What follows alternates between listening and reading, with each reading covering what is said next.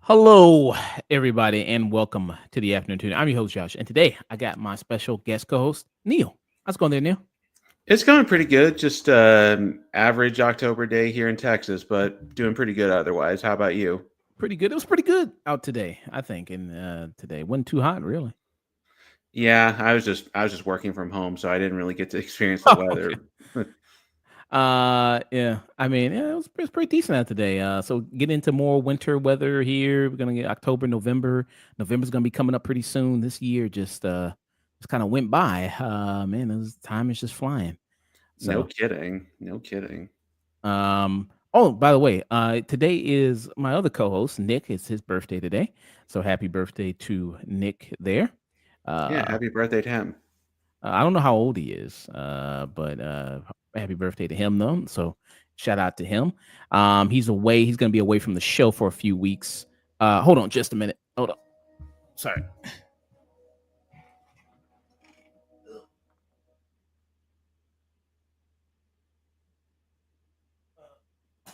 Oh, sorry. That was my TV playing in the background. I had to shut that off. But No yeah, worries. so he's just gonna be away from the show for a few weeks there, taking care of some work. And yeah, he'll be back though, so he'll be missing some shows. But yeah, just wanted to send him those great vibes there, and shout out to him on this great another year of life. Yeah, well, wishes to him too. Yeah. Thank you to Neil for joining me on this Friday. It was supposed to be Wednesday, but they were doing some work around my house there. So they were fixing like some lines or something like that. So my internet was down. So thank you to be able to be open to do it this Friday there. Of Uh, course.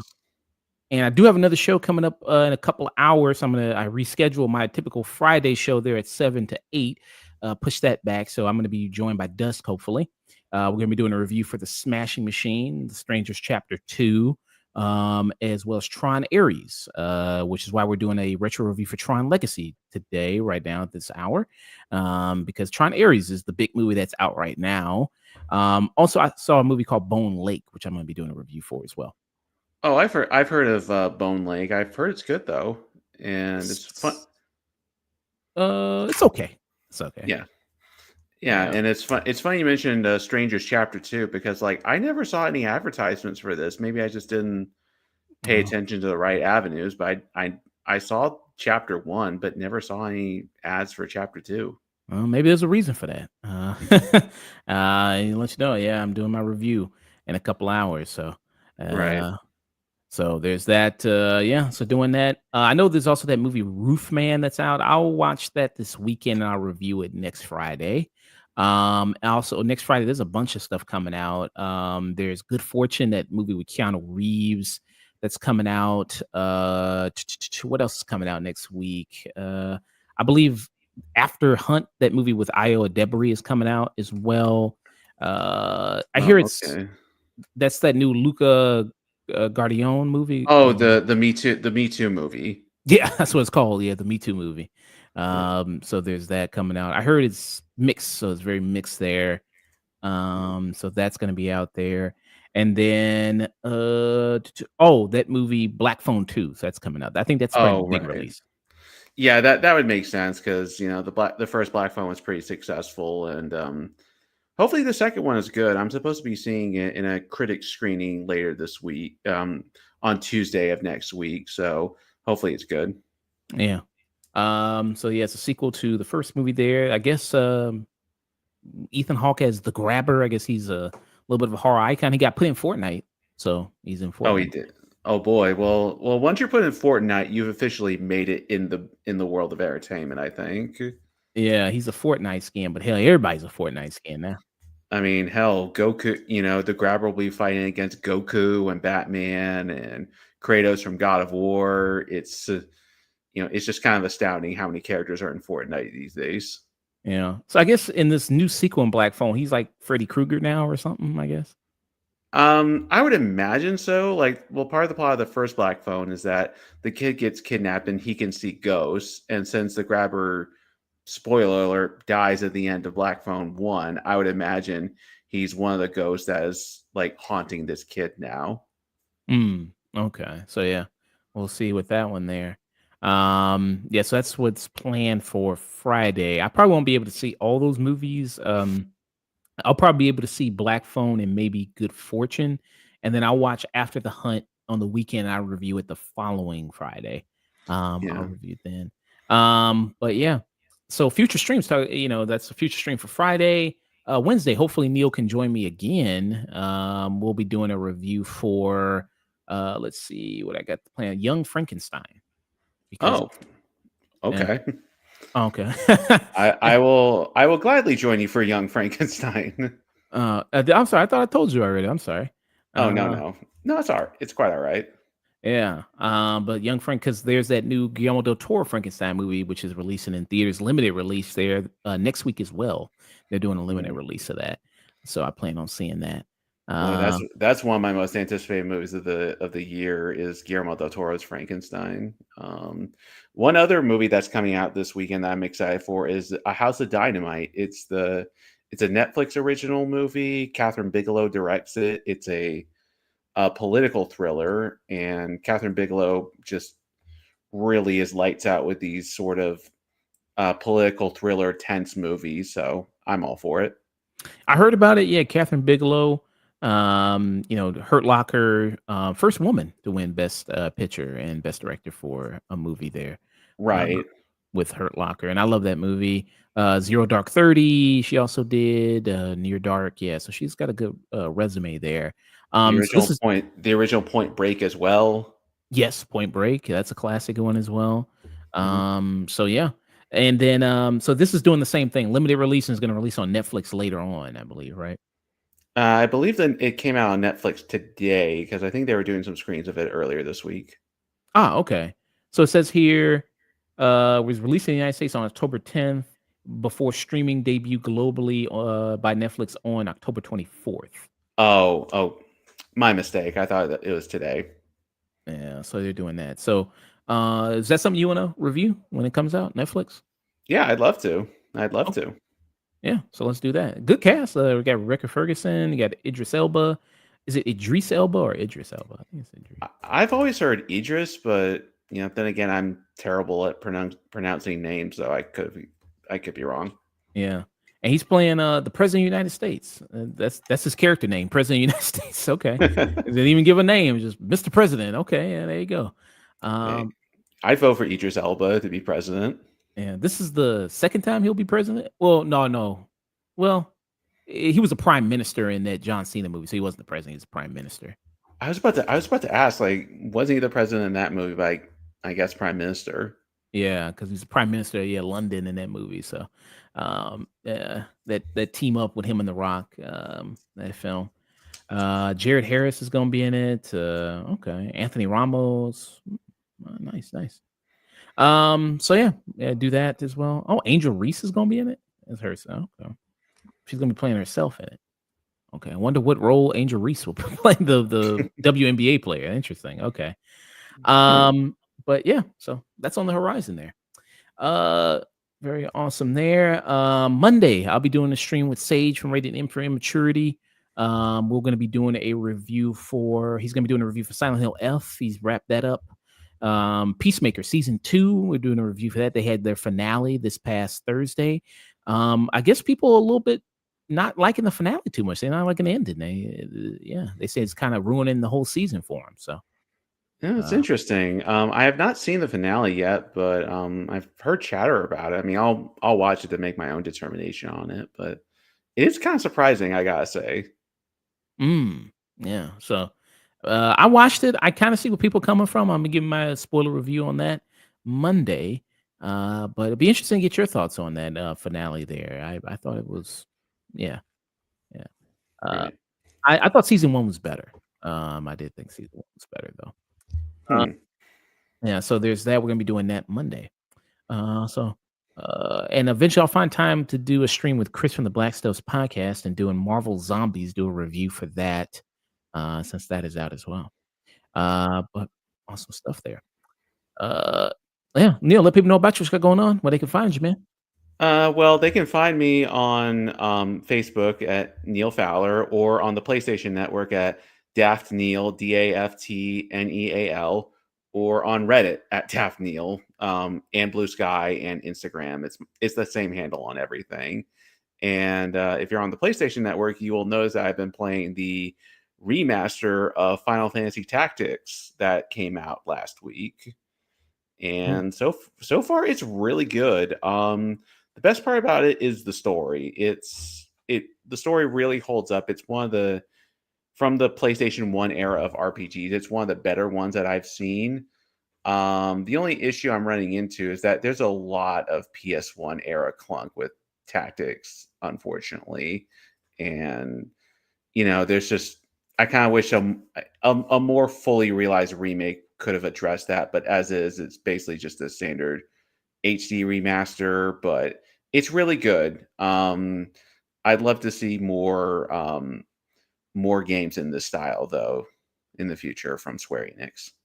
Okay. I mean, if you wanted to give a review of it, yeah, open to have you on for that if you want to give your thoughts on it. Yeah, I'll be the game first, and then I'll do that. Okay. Awesome there. Also, for tonight's show, yeah, we're doing Tron Legacy. We're doing a AI actress, the news about that, this AI actress that's popping up that's got people talking. Also, there's this Wonder Man teaser trailer that just dropped today. It's only like a minute long. I don't know if you want to just react to it real quick. Yeah, Um, let's go ahead. Let's go ahead and do that. Okay, let's do that. But yeah, that's what we got for today. Then after this, of course, I always go ahead and raid somebody. If Neil has somebody he knows, let me know. Person Man's he's on right now. He's playing Silent Hill 3, so I might give him a raid. All right, Um, cool. and then hey, how's it going? Hunter from the Real Pineapple. Hey, it's going there, Hunter. Good old Hunter there. He said, the AI actress is fucking stupid. LOL. So Well, that's I guess we'll chime in a little bit more when we get to that then. Yeah. Ace of Clubs is on. He's playing Silent Hill F, so he's playing that one. Lots of Um, people playing Silent Hill F recently. yeah. Silent Hill F. People say the F is for feminism, man. Get that going. Yeah, great reviews there, selling well. Yeah, they say it's keeping in line with the great Silent Hill games that have been coming out. It's good. Uh, It's good to have Silent Hill back. The two remake was really good, and now with this F game, it's good to have it back. yeah. Resident Evil's back, Silent Hill's back. Two big horror franchises. They're at their peak again. Uh, Right. so you got that. All right. So let's cue this up. I've not seen this. This Wonder Man trailer. It just dropped 6 hours ago. So Okay. first time seeing it. You got Yahya Abdul Mateen there, who people might know. He was Black Manta in Aquaman. He was that villain there. He was one of the few things I liked about that Aquaman movie was Yahya Abdul Mateen there. Hmm. So he's in this Marvel show, this latest teaser for this Disney Plus Marvel series called Wonder Man there. Are you familiar with the comic book character Wonder Man? I have no idea who this character is or what his powers are or anything about him. Okay. All right, let's take a look at it. Here we go. All right. The entertainment world is stunned today when internationally celebrated and reclusive filmmaker Von Kovac sprung out of retirement to sign on for his first franchise film and remake of Wonder Man. Mr. Von Kovac, thank you so much for joining us. Yeah, thank you for that. And I know your question is why. Is that the dude who played the dictator in Superman? Looks like that dude. He looks like that guy. I don't know if he, that's look, him though. he It gives me the same vibes. one more superhero film, yeah? Everyone is tired of superheroes. Why go see them in the cinema? Wonder Man spoke to me on a deep level.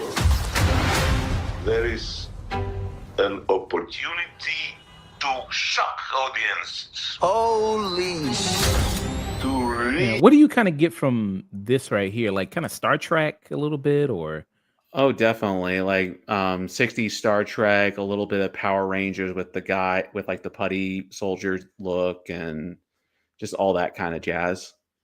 yeah. Kind of reminds me a little bit of what was that character's name in Jingle All the Way? What was that? Oh, Turbo Man. Turbo Man. Yeah, good old Turbo Man there.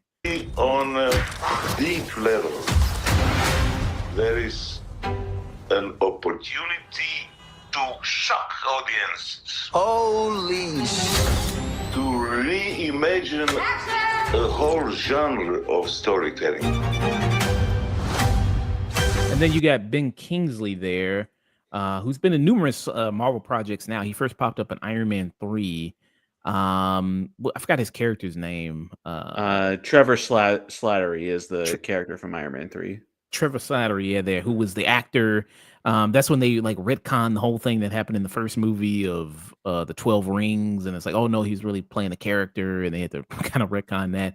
And then he popped up again in Shang-Chi. He popped up again there. It was a little too much of him in that. I thought it was a little too much, but yeah, he's back again here in this. Makes sense since given that he is an actor, and this is seems like they're doing a meta kind of thing here with this. Right. And that actress there, I think that's Shaniqua Martin Green. No, that's not her, is it? That she looks familiar.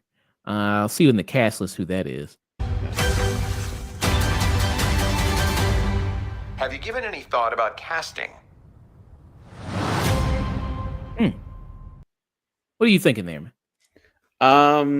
I gotta be honest, I'm very confused by this because the show's called Wonder Man, but the whole thing seems like it's about the making of a Wonder Man movie, and I guess the idea is that Yahya Abdul-Mateen's character is going to be cast as the new Wonder Man in this show, but like I'm very confused by this because is this a superhero show or what is this? It seems like it seems like they're going to take maybe a meta approach to things, because you see in the movie they're talking about it's a remake, it's a reboot, and you have this director kind of coming in here. It seems like he's speaking with some exhaustion about doing this, that maybe it's a chance for them to take aim at themselves, with the superhero fatigue that maybe some people feel, especially with the Marvel product, that you get to kind of do that. And you see kind of like this classic kind of character from, looks like the 70s. Like you see the posters, the cereal box there. And then you see obviously what the actor who originally played him looked like. And then you got a guy like Yahya Abdul-Mateen who's going to eventually play Wonder Man. Are they going to speak about the fan reaction to something like that when that happens? Are they going to do that in that? That's going to be kind of interesting there.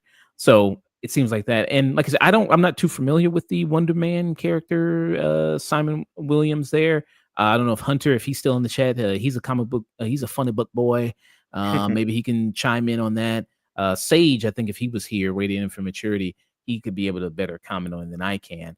But yeah, it seems like maybe they're taking a look at that. That seems like what they're doing with this. Yeah.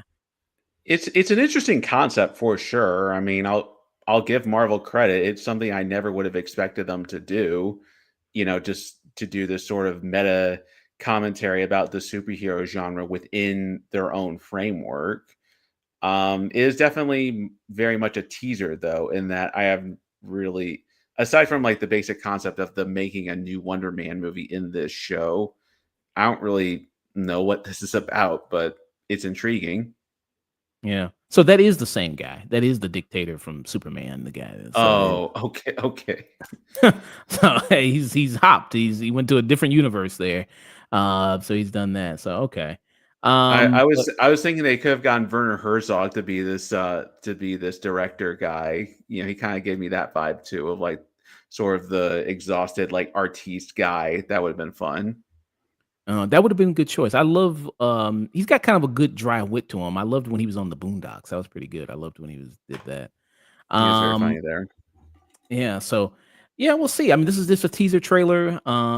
See more later on. And I'm wondering if the thing that gets him cast, Yahya Abdul-Mateen, even though it's like, well, you don't really look like the actor there or the character, but you're so passionate about this role and you know everything about Wonder Man and you get the what makes him so great. So that's why I'm going to pick you over everybody else and what makes you kind of stand out. So that's kind of interesting. Maybe, I mean, is that what you kind of the angle you get from this? Maybe because you see as a little boy, he's in the theater watching the cheesy ass movie and going like, oh wow, that's pretty cool. Yeah, that's the impression I get, is that he's the kid. He's obviously a fan as a kid, and I think that's going to translate to the adult version of this character, and that's probably how he gets the role. I am curious though, because like I would imagine this being a Marvel property, he's going to eventually get some kind of superpowers or some kind of Wonder Man powers, and I just wonder how that's going to play into the meta aspects of this project. Yeah. So it says here, yeah, he's a super powered actor and stunt person there. So he does have powers. Let me see exactly what powers he has there exactly. But he does have some superpowers there. The suit Uh, kind of reminds me of Nova, like the old school Nova comics. mm.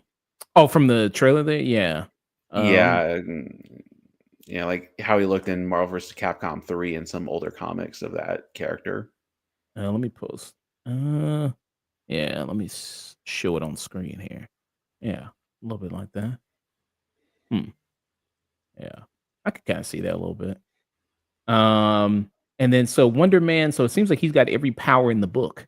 Um, He's got flight, immortality, teleportation, shapeshifting, healing factor, size alteration, power recycling, self-sustain, sustenance, virtual invulnerability, energy and enhanced strike, iconic energy manipulation, electromagnetic manipulation, enhanced vision and hearing, ionic energy, physiology, speed, agility, stamina, and reflexes, superhuman strength. So basically everything. He can do basically everything, it seems like. So there you go. And he Um, can rewrite the laws of time and space while he's at it too.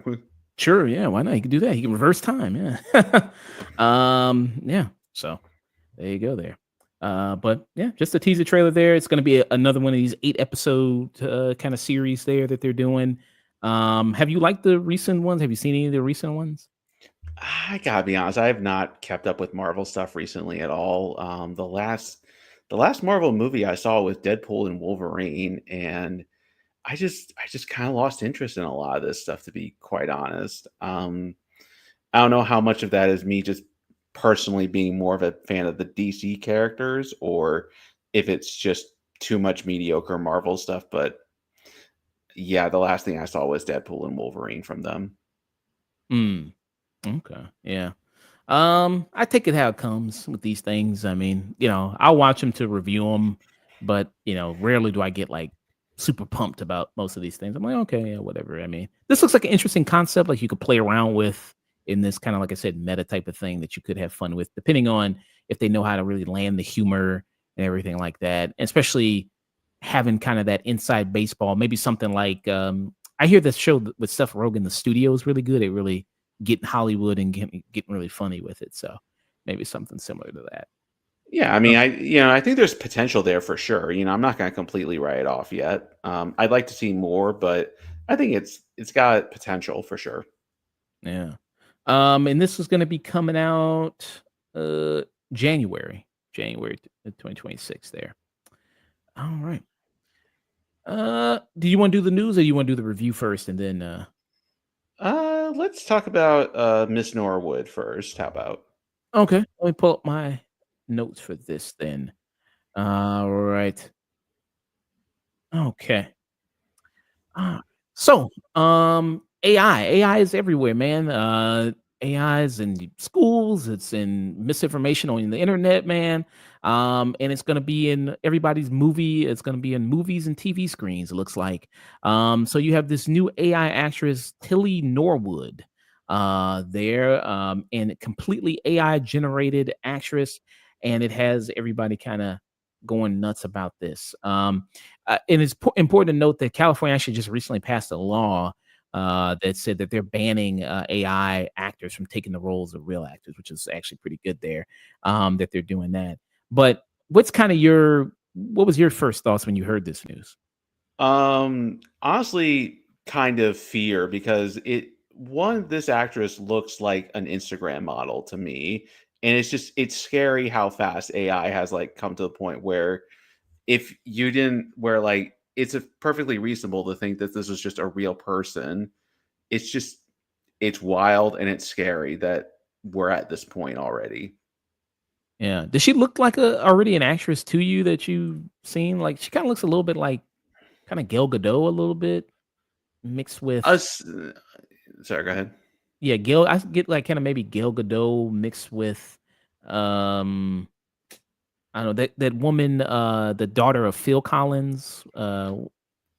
Oh, okay. I can definitely see a little of Gal Gadot here.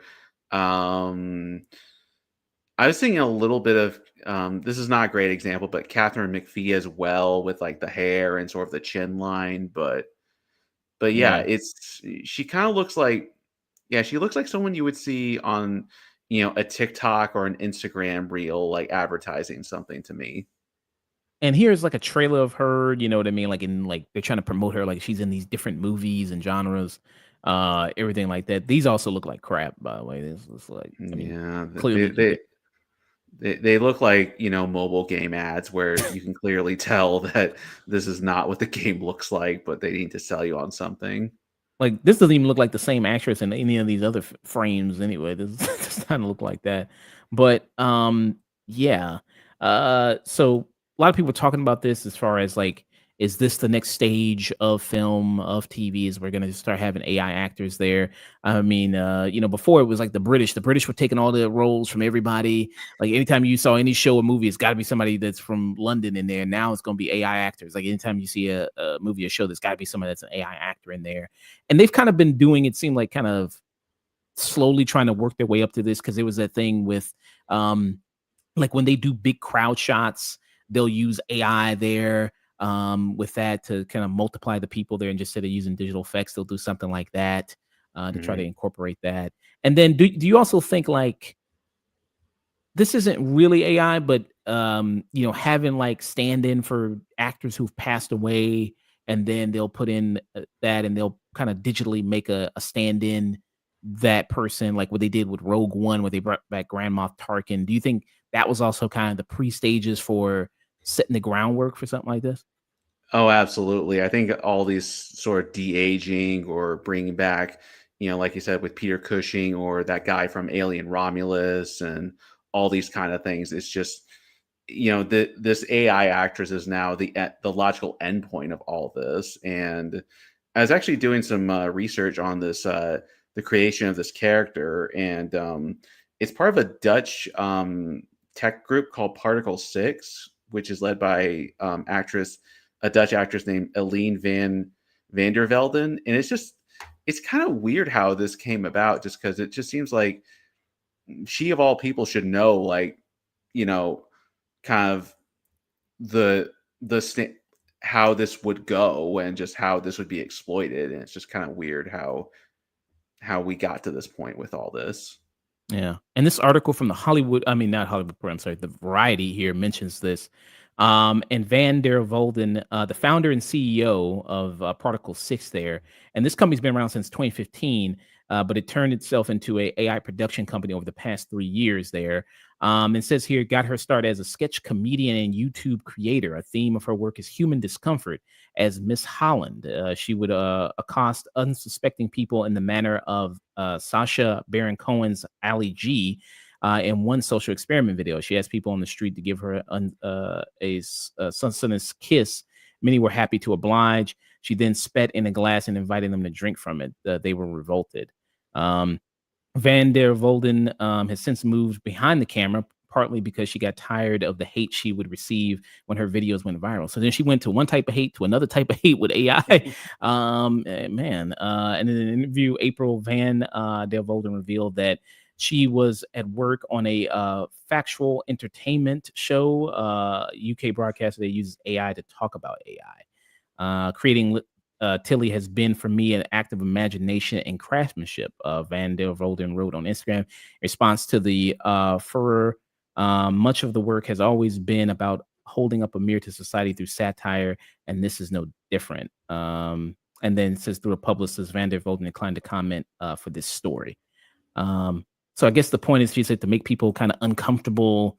Don't see kind of what you're doing there with that. I mean, you could just do that as a person. It just seems like by just doing comedy like she was doing before. But it turns out, I don't know. I mean, I don't know how successful her YouTube was. I mean, how many subscribers she had, but seems like you could do that in much better ways there.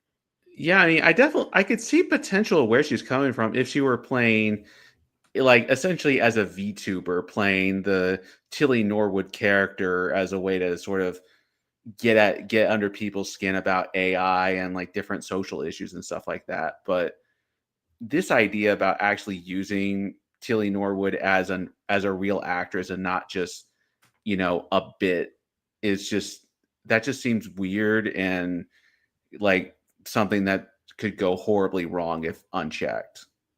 Yeah. Do you think, I mean, we're seeing it more and more. AI is getting more sophisticated.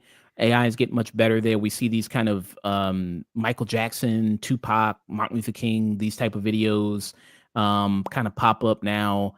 And they're using, I think it's called what, Sora, I think it's called, or Opera 6, maybe, that AI Mhm. technology.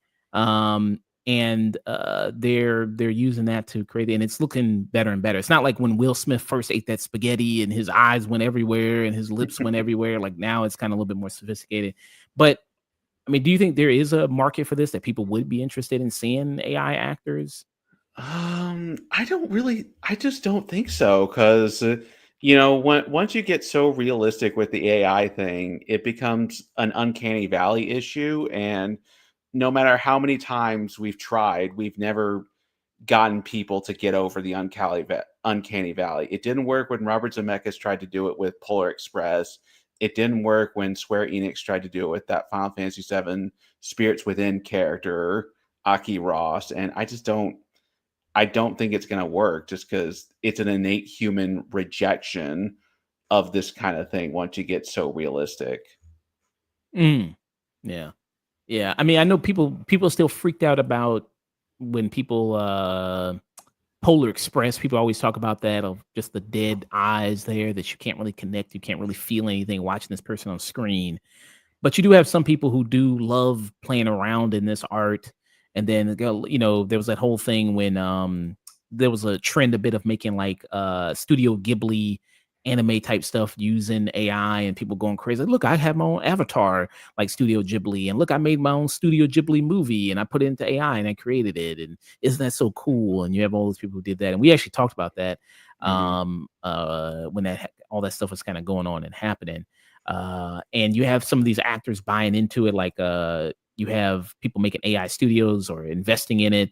Natasha Lyonne, she's one of those people that I think has an AI studio now as well. George Miller came out and talked about using AI. He's going to be using that, which seems kind of crazy given what he did with Mad Max, which most of that was all practical. I mean, that is so disappointing to hear about George Miller because it's like you're the king of practical stunt work in today's day and age, and you're embracing this junk. Like, come on, man.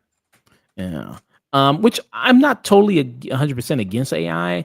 I think AI is just a tool that can be used for certain things, to do certain things like enhancing certain things, or there's talks of like using AI in the medical field to like discover cancer and things like that. I think that's helpful for it, but I don't think it should just be used to take control of or take away people's jobs.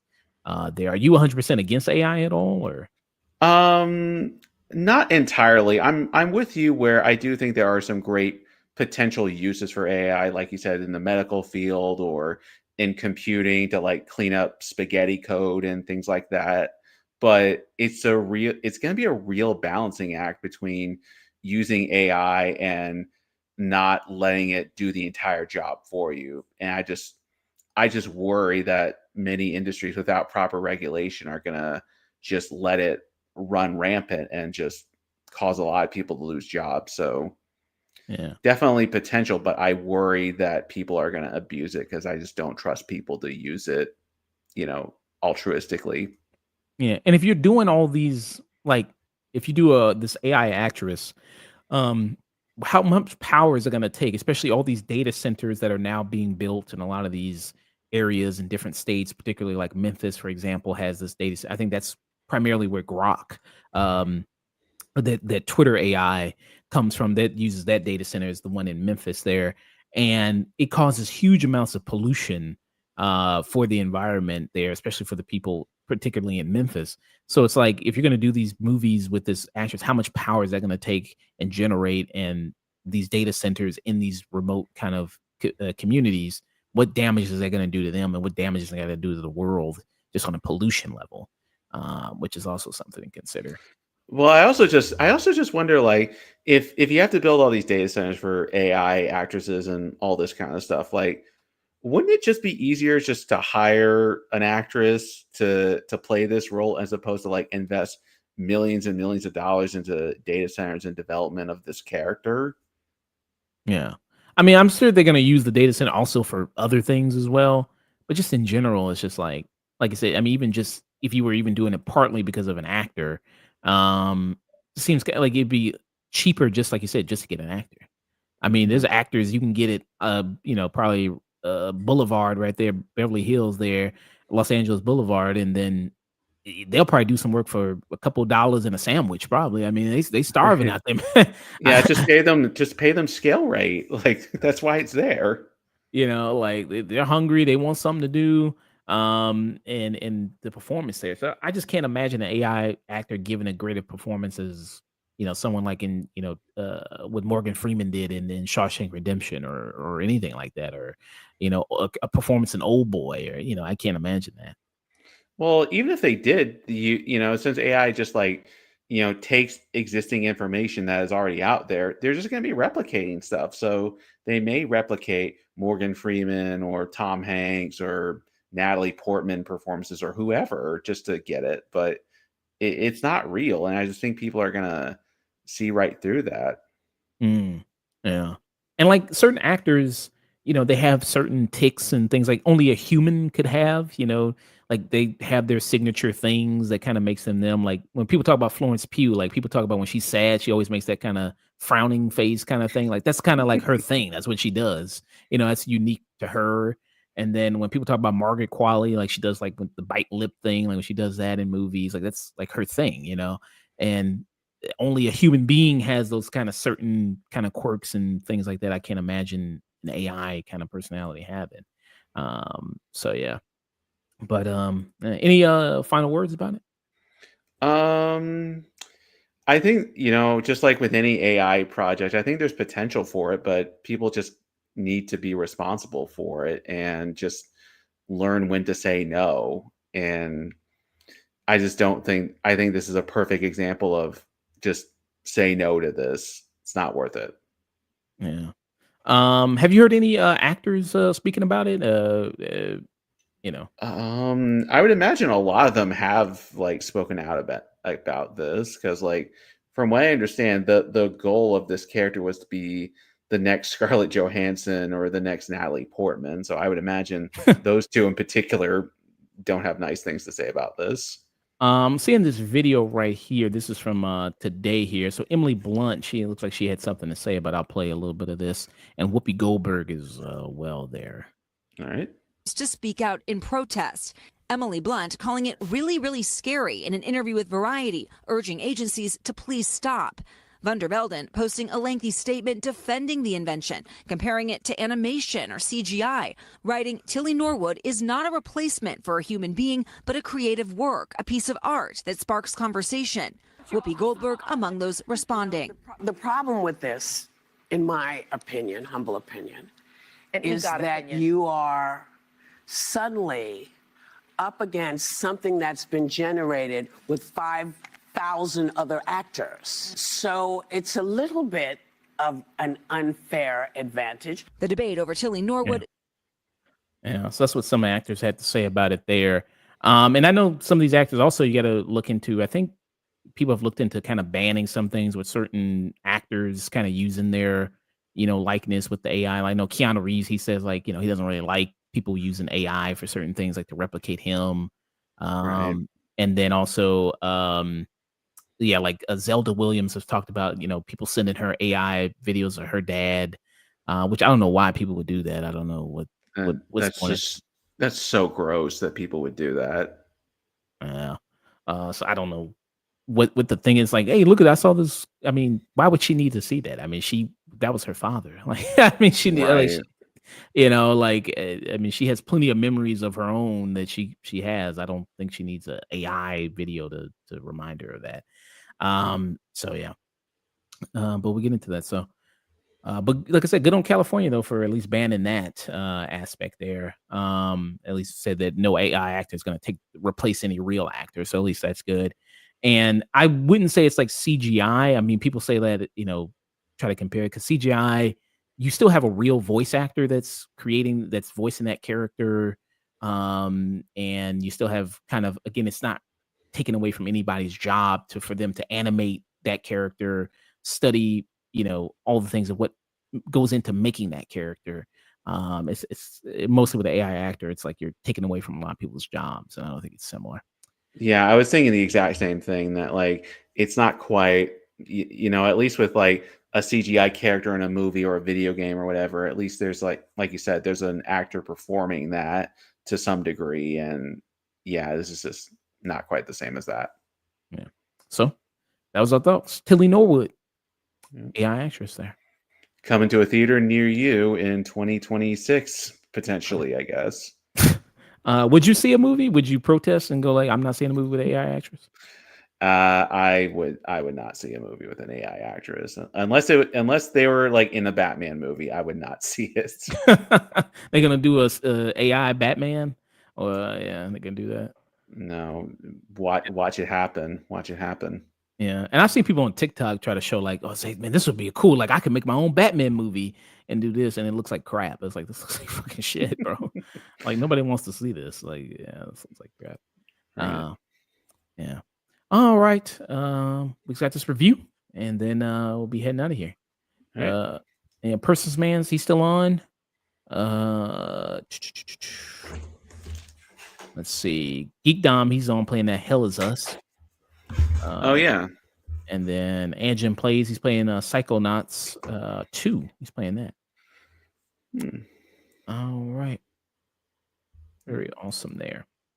So I'm gonna queue up my notes for this. Good old Tron Legacy. Man, step into the grid, man. Step into the grid. Yep. Step into the grid and the neon lights. Yeah. Well. Okay. All right, people. So our first and only review of the day is going to be for the film Tron Legacy. Tron Legacy, which is a movie that came out 15 years ago, 2010. This was a sequel to the very first Tron film, which came out in 1982. Why are we doing a review for this? Well, there is a new Tron movie that is in theaters right now, and it's called Tron Ares. And this ended up winning the poll there on twitter.com. The afternoon tune, just type the name, be able to find us there, and you can vote on numerous of different polls there. And this one is between Tron Legacy and the original Tron. Tron Legacy went out, but yeah, Tron Ares is out right now. I saw it yesterday. I'm doing a review for it later today. And yeah, it's I'll let you know my thoughts on it later on there, and people see that review of it. Did you get a chance to see it, Neil, yet? I did not get a chance to see this yet. This may be a wait for Disney Plus movie though for me. Okay, yeah. And yeah, so that's out right now for people. And a lot of seem I'm not gonna spoil my review, but some other reviews people might have seen is that it's good looking movie. Soundtrack is really good. But that story is lacking hard. That story is lacking hard. And rewatching Tron Legacy, which I have not seen in years. I have not seen this movie probably since it first came out. And I've seen the original Tron way back as well. Did you see the original Tron? I have never seen the original Tron. Truth be told, Legacy is the only Tron movie or Tron anything I've ever seen. Wow. Okay. Interesting. So it'd be interesting to get your thoughts and perspective on this. But yeah, I've seen the original Tron way back. It's been a minute since I've seen it. I didn't have time to watch the original one in addition to this one. And Dust was telling me about an animated series that Tron had. I didn't know it had an animated series. And people were telling me that was actually pretty good. It's called Tron Uprising, which was on the Disney. I think it was on either Disney or something like that. So that was on that. So I heard that was actually pretty good. It's actually a pretty good story. But what's happening in this Tron Legacy? Well, you got Garrett Hedlund here, who back at this time, it seemed like Hollywood was trying to push Garrett Hedlund a lot. Like he was in some kind a lot of high profile stuff there, and he was also in the running to be Captain America at around this time. Garrett Hedlund was, and in this, so he's the son of I'll make sure I get it right here. Kevin Flynn, and you have Garrett Hedlund, who's Sam Flynn, and we see in this story that opens up with a whole kind of early opening montage there of seeing all these different reporters talk about how Kevin Flynn, who's Jeff Bridges' character, disappeared. All of a sudden, he just went off to the night there, disappeared. Nobody's seen him since, and people have always wondered what happened to him until there's a message that Bruce Boxlighter, his character, Alan Bradley, who is he's the Tron character there. He gets a message on his pager there from Jeff Bridges' character, possibly there. And he's like, hey, I got this old message from the old place that we used to work. Maybe he's still there. Maybe something's happened there. And when Garrett Hedlund goes to investigate, he ends up dipping back into the Tron world, the grid, as they call it there. And we see that Jeff Bridges' character also in between the each film there, he has this company that he's rose to prominence before he left there. Now it's run by a new person. Even though his son is the main shareholder of the company, he has not taken over control yet of the company. Incom, it's called now. And he's not taken over yet. He's a rebellious young youth running around there, motorcycles, parachuting off buildings, stealing information from his own company and releasing it online for free. So that's what he's doing there. And then where we get into the grid, we get the real kind of meat of the story there, where he meets a character named Clue, who is a copy of Jeff Bridges' character. And Clue basically has your classic take over the world, get into the real world kind of world domination kind of scheme going on. So he has to, one, stop Clue from doing that, and then also get back himself to the real world. Neil, what are your thoughts here on Tron Legacy? So I like you have not seen this movie in a long time. So I actually saw it last week to prepare for this. And there are two really outstanding things about this movie. One, the art direction is phenomenal. Joseph Kosinski directed this. This is his first feature film, and he had before this done a couple game commercials, including the Gears of War Mad World trailer that everyone loved. So, but the art design in this movie is phenomenal. Just the neon world and lights and the characters all are very unique looking, and there's to this day nothing that looks or feels like Tron. The other thing that stands out is the score by Daft Punk. It is, without any hyperbole, one of the best film scores I've ever heard. It's legitimately just a phenomenal piece of music, and it doesn't hurt that Daft Punk is my favorite band, so that certainly helped. But the score is just perfect in every scene, and it's just a great piece of ambient electronic music. Unfortunately, the story of this movie just really falls flat for me, and all the great aesthetics of it can't really save a story or characters that I just frankly don't care about.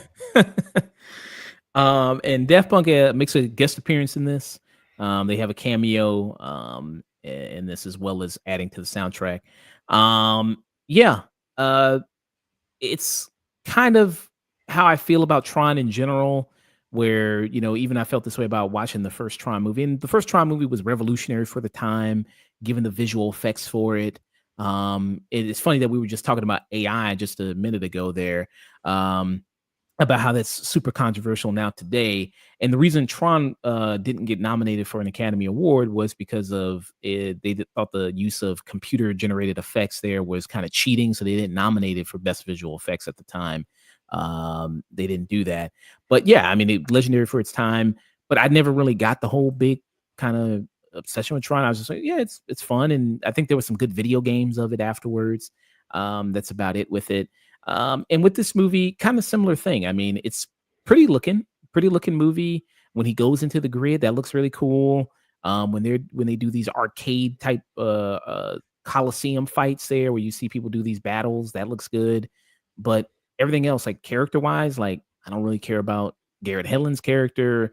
I think Clue is a very weak villain.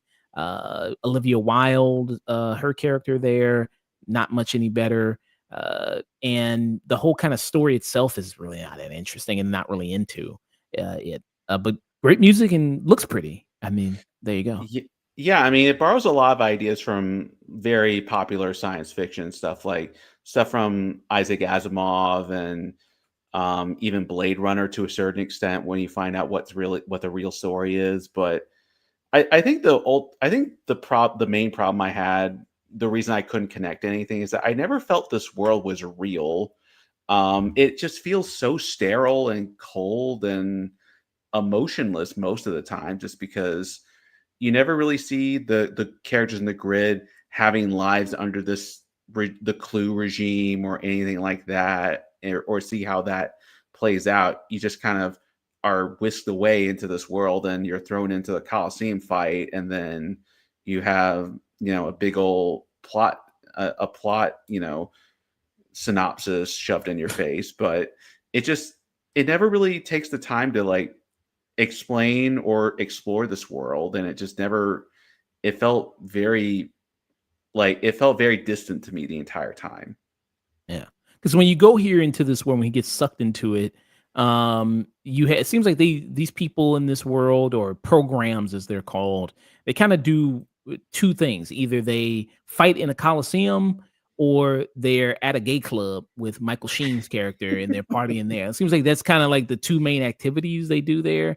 Like you don't really get a sense of maybe daily life. You see that there's like a resistance group that's trying to fight back against Clue, and what he's doing, but they kind of get wiped out pretty quick. There's that, but yeah, I mean, there's just it's not much of a world building there as far as exciting there. And then you mentioned it was directed by Joseph Kosinski, who people might know. He did incredibly well with Top Gun Maverick, which was one of the most successful movies of the year. It came out. He basically, I guess, can now write his ticket in Hollywood forever from after writing off Top Gun Maverick. And then he also did recently a movie that came out this year, F1, the movie, which also did extremely well. I think that movie grossed over like $600 something million. I think so. It did super well. You gonna say something? Because I think Joseph Kosinski has gotten much better as a director since this movie. I just think part of it is the scripts for Top Gun Maverick and F1 are like more fully realized in this movie, but he has gotten much better as a director as time has gone on. Yeah. And the thing about those movies, I mean, those movies aren't super deep either. Top Gun Maverick or F1, like they're very formulaic in a sense too, but the spectacle is also really big with those type of things. And I think also the performance with the actors elevates the material. Like Tom Cruise elevates the material with Top Gun Maverick, and all the actors in that movie do. And then also with F1, same thing with Damian Idris and then Brad Pitt. They elevate the material, getting so real expert veteran actors. And I don't think the same is done here with Tron Legacy, because I don't think there's really much with these characters because they're kind of one note, a lot of them. Garrett Hedlund, like I said, he's as Sam Flynn. He kind of has one mode where he's rebellious youth. He's a guy that's, still mad that his dad is gone, and he's riding a motorcycle and he's parachuting there. He does extreme activities and all this other type of stuff. I was like, okay. I mean, I didn't really connect much with him. I mean, could you connect with anybody in the movie at all on any level? Not really, no. I mean, the closest you come to is when Jeff Bridges returns as Kevin Flynn, specifically, because there's some personal touches that that Jeff Bridges does for that character that makes him stand out a bit more, even if it is a bit contradictory in the world. Like he's still saying, far out dude kind of hippie stuff, but he's the only one. He's the only one that seems to have much of a personality. And I guess like you could say Michael Sheen as basically playing Ziggy Stardust as a bar owner, but everyone else is, like you said, just kind of playing stock archetypes and not really. I don't know if it's the direction or the actors, but they're not really elevating them to anything interesting. And even Olivia Wilde, she's kind of playing, like you mentioned, sci-fi tropes. I mean, a lot of her stuff is kind of like baby kind of, machine kind of learning life, and is so fascinated by life there and kind of learn and grow, like something maybe like you'll see in like Ex Machina or something like that. Even Blade Runner had a little bit of that kind of going, Blade Runner 2049, like that kind of sci-fi trope of that. And eager to learn of the outside world and kind of what's going on there. But yeah, you're right. I mean, Jeff Bridges, he kind of, his character disappeared in the 80s, so he's still kind of stuck in that mode, I guess, of like, still saying man after everything. It's like, that was crazy, man. You know what I mean? Like, he's still in that dude type of mode there. With it doesn't make, I guess, total sense as well there that he's still talking like that. Like, maybe, I guess, depends on how you see it. But like I said, visually, this movie does really well. And when they actually get to the scene when he goes to the grid and he has to early on, fight in this kind of Coliseum type thing, this is a good scene. I think this is a really well done scene. What do you think about the action in it? I think the action is pretty good. Despite me not caring about the actual story, it is shot incredibly well, and there are some legitimately good action scenes. Like this light cycle scene, I thought was pretty cool. How they are like zigzagging all over the place and trying to avoid the tails of the light cycle. And earlier before this, there's a disc battle that's pretty good. So, aesthetically, and just from a visceral standpoint, this movie does the action very well. Yeah. And I think the weakest element of this movie, even when we talked about even kind of the boring kind of characters and kind of lackluster kind of writing in this, I would say Clue, who's your main villain. Maybe it's because I just couldn't get over how ugly Clue looked. And I know it's supposed to be Jeff Bridges. I'm not saying Jeff Bridges is ugly, but just clearly this was like back before they really perfected the whole de-aging, kind of CGI type of look there. And clearly it just, every time he showed up on screen, it just looked odd. It just looked strange. And it just looked so like it's trying to be like young Jeff Bridges. But we know what young Jeff Bridges looks like because he was an actor in the 80s, and we kind of know what he looks like there. And it's every time he just show up, it just would throw me off completely watching it there. Now it's kind of gotten much better with the whole de-aging stuff. We see the Marvel movies like Kurt Russell, Samuel L. Jackson. We see that. But what did you think about Clue in this? I'm totally with you that the quality of the effects the effect is really distracting. Honestly, it really would have worked better if he was less realistic looking, like if he had like lines of code on his face or something just to differentiate him from like a normal human. But honestly, more important than that, I never understood who Clue was as a character. I never understood like his method of operation, or why he was doing the way why he was doing what he was doing.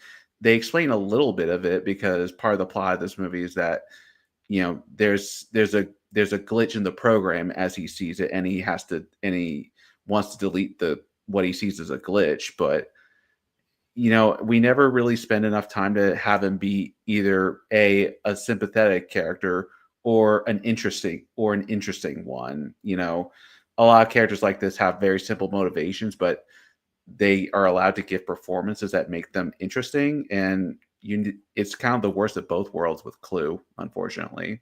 Yeah. And some of his motivation, so you see they give backstory in this, a lot of exposition, boring exposition, but Jeff Bridges, as Kevin Flynn explains, that when he came to this world, he designed Clue to help him build this perfect kind of utopia in this grid. And then he gave Clue, much like, again, that's another sci-fi trope, the sci-fi thing of giving a machine a directive, and then they take the directive to the utmost serious degree. It's like, I want you to protect all of humanity. It's like, okay, great. Okay, the only way to protect all of humanity is I got to genocide at least half of them, and then that's when I can protect all of humanity. I'll just do that. So Clue, like, that's his thing, is that they gave him this directive of creating this perfect world. That's your kind of mission there. And now he's on a warpath to fix, like I said, this glitch in the system and to make it this perfect place with no type of errors there. This is his introduction sequence that we see, where you actually get to see him with the mask off there and get to see everything there. But Dad, Sam, look at you, man. Look at the size of you. He also talks the same time. Right. How did you get in here? I got your message. Oh, so it's just you? Yeah. Just you. Wow. Isn't this something? You look the same. Oh, lots happened, Sam. More than you can imagine. This. And not very expressive, the face at all. The mouth really, to me, isn't moving correctly. Like, there's just, yeah, all off there. Yeah. Let's have a look.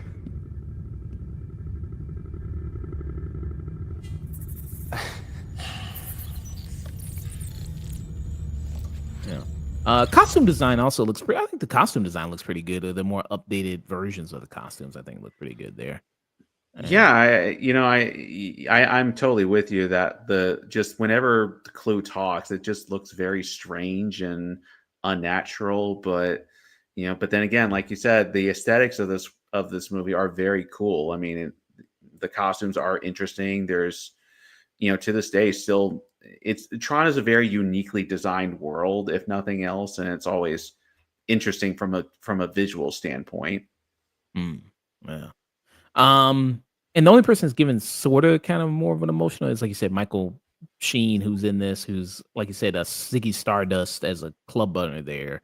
And he's on a totally, feels like he's in a completely different movie than everybody else really in this. But yeah, I mean, that's kind of I mean, it really isn't really much to say about it for this movie. I feel like it's just like you're just gonna repeat the same points over and over again. It's like, yeah, it looks good, and the music is good, and some of the action is good there, but that's really about it. And a lot of with these Tron movies, it's like, it fails to crack kind of the main thing of like that's all nice to have the good music and good action, but at least you got to get the main thing right, which is the story. If you got a shit story, like really all that stuff really doesn't matter so much. Mhm. All that other things kind of going on. And I'd be interested to hear your thoughts on Tron Ares now that if you've seen this, and to see if you see any similarities. Because I saw like watching this and then watching Tron Ares, I was like, oh, I see a lot of similarities between these two things, both in good ways and both in bad ways. With that, Oh boy. Oh boy. uh, you know, but yeah, what would be your final thoughts on this? My final thoughts are this is a movie that is all aesthetics but no substance. It's a phenomenally designed world, and just the techno dystopia vision of this world is always really interesting and visually striking, but there's no heart to this movie. It's a movie where the characters just feel extremely flat, and there's just not enough being done to elevate the material further than what is just on screen. I'll listen to the soundtrack, constantly for sure because it's Daft Punk, but I have no desire to ever see this movie again. Or frankly, any Tron movie, to be quite honest. Yeah, this is just a really pretty disappointment of a movie, and I would honestly say tune out. I don't think this is Mm. really worth.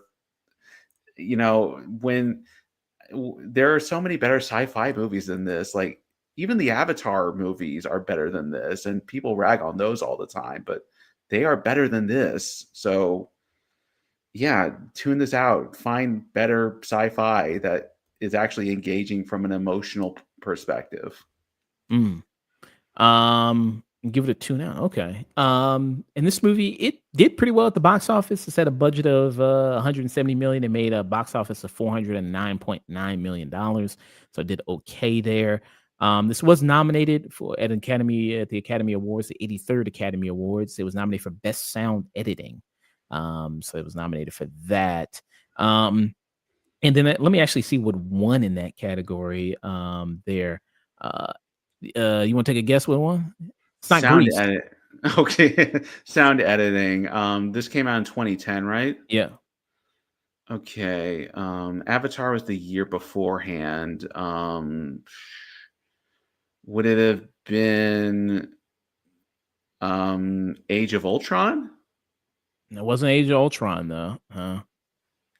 2010 blockbusters. It was a Nolan movie. Inception. Yep. It was Inception there, so I won for best sound editing. And that movie had nothing but the boom. That movie had nothing but the sound. Some people said like that. It might have won for it had won best sound editing and best sound mixing there. I'm legit shocked this wasn't nominated for best visual effects or best score, because if those are the two best things about Tron Legacy. Best let's see, best music here. That year it was The Social Network, 127 Hours, How to Train Your Dragon, Inception, and King's Speech. Wow. Were the choices there. Best visual effects that year, you had Inception, which won, Alice in Wonderland, Harry Potter and the Deathly Hallows Part 1, Hereafter, and Iron Man 2. Iron Man 2? Okay. I think Tron Legacy kind of got over. Wow. Yeah, I'm not going to pretend like I understand Academy Award nominations, but like that just seems so wrong. That just seems just wrong that this wasn't nominated for visual effects or score. Yeah. So yeah, you had that. Says here, I mean, this movie, I guess, became a little bit of a cult film, like the first one. So there are people who do kind of like this, a little bit like the first one there. You have that. Yeah, so I give it, like I said, because of the positive things I mentioned about it, I'm gonna give it a stream it. I think this is a great movie. I'd say like, well, you can't really do laundry in it because you want this visually, you want to be able to look at it, but maybe if you lower down the sound, and don't really hear too much of the dialogue, maybe that'd be a great experience there. Or maybe if you at a bar and this is like kind of like that movie, with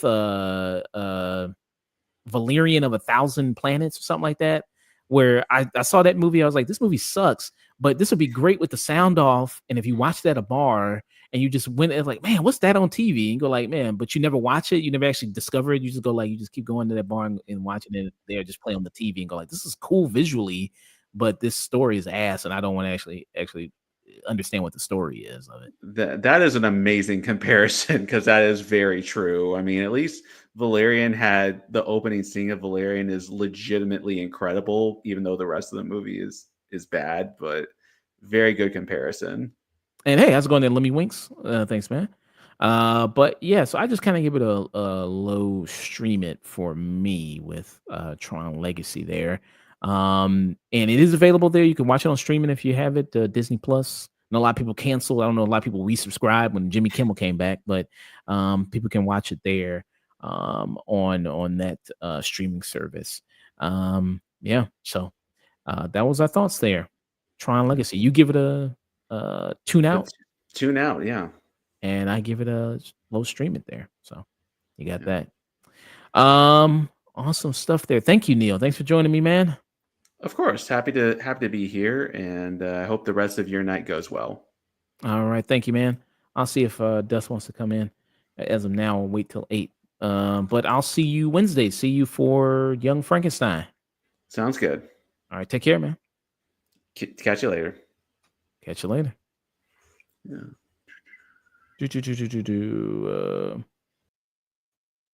I'll let Dust. And see if I want to come back here and see if let him know there. But I got no problem waiting until 8 there, but I'll see if he wants to come in early. Wrapped up a little earlier than expected with Neil there with some of the news. So let's see. And see that there. But got still some good people to rate after this. Engine Plays is still on. Person Man, is he still on right now? Still playing Silent. Oh no, he's off now. And then Geekdom is still playing Hell Is Us right now.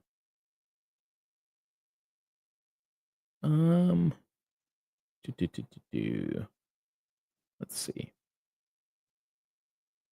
So still some good people there. But with Dusk, I'm gonna rate the Smashing Machine, Tron Ares, Strangers Chapter 2, and Bone Lake. Roofman, I'm gonna review later next week. And a lot of stuff's dropping next week, like I said, after Hunt. Can you come on and talk about politics? Yeah, sure. just let me know. Just message me and message me what we want to talk about. And yeah, sure, we could do that. Always invited on the show. Uh, So there, Roofman, I'm gonna review next Friday, along with right now. I think Dusk is gonna come on right now. We gotta do these reviews. Uh, but and I don't have anything prep right now. Uh, oh yeah. Yeah, from there, Lemmy Winks. Um, yeah, guess uh, I'll come back. I'll come back at 8 there.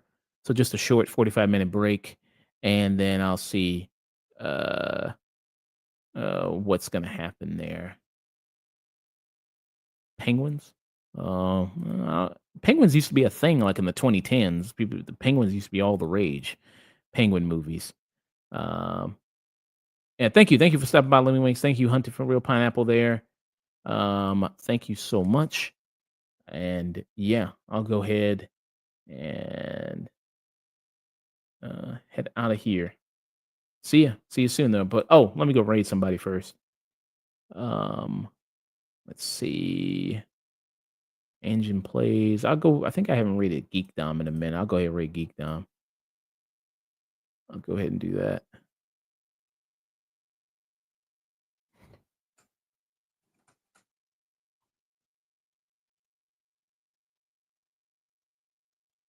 He's playing Hell Is Us.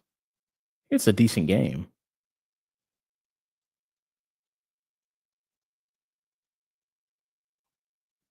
All right. Everybody stay tuned.